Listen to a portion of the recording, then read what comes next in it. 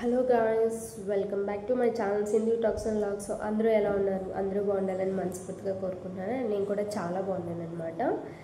So నేను ఒక మంచి హెల్తీ లైఫ్ స్టార్ట్ చేయాలని అనుకుంటున్నాను కదా. సో ఏంటి ప్రతిసారి ఇదే సోదా, ఏం చేసేది ఉండదా అని చెప్పి. బట్ లేదు, ఈసారి అయితే చాలా సీరియస్గానే డిసైడ్ అయ్యాను. ఎందుకంటే నా హెల్త్ అంతగా ఎఫెక్ట్ అవుతుంది కాబట్టి నేను చాలా వరకు చేంజ్ అవ్వాలనుకుంటున్నాను. అలాగే ఇది ఖచ్చితంగా నాలాంటి వాళ్ళకి, నాలాంటి బద్ధకస్తులకి, హెల్త్ మీద మినిమం కాన్సన్ట్రేషన్ కూడా లేని వాళ్ళకైతే చాలా యూస్ఫుల్ అవుతుందని అనుకుంటున్నాను.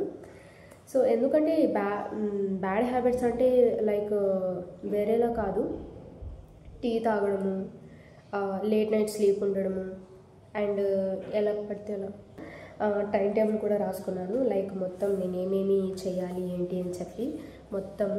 అండ్ ఇక్కడ మీకు కనిపిస్తుందో లేదో డైలీ ఛాలెంజెస్ అని చెప్పి స్టార్ మార్క్ పెట్టుకొని మరీ రాసుకున్నాను అనమాట.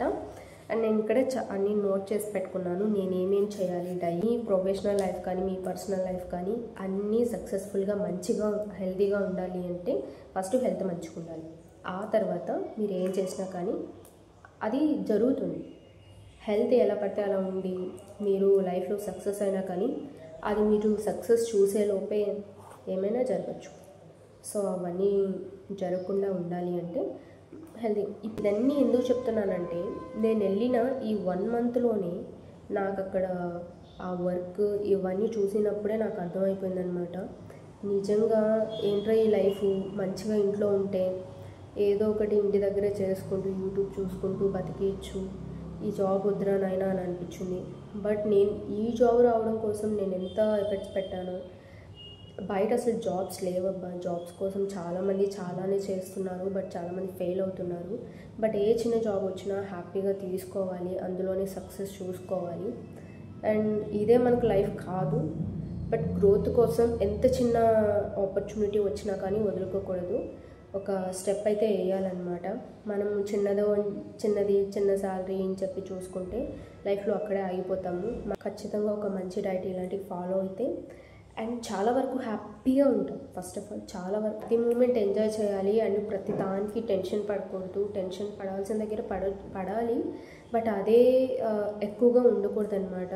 మనం ఇప్పుడు చాలామందిని చూస్తున్నాము, ఏజ్తో సంబంధం లేకుండా చాలామంది హార్ట్ స్ట్రోక్ వచ్చి చనిపోతున్నారు.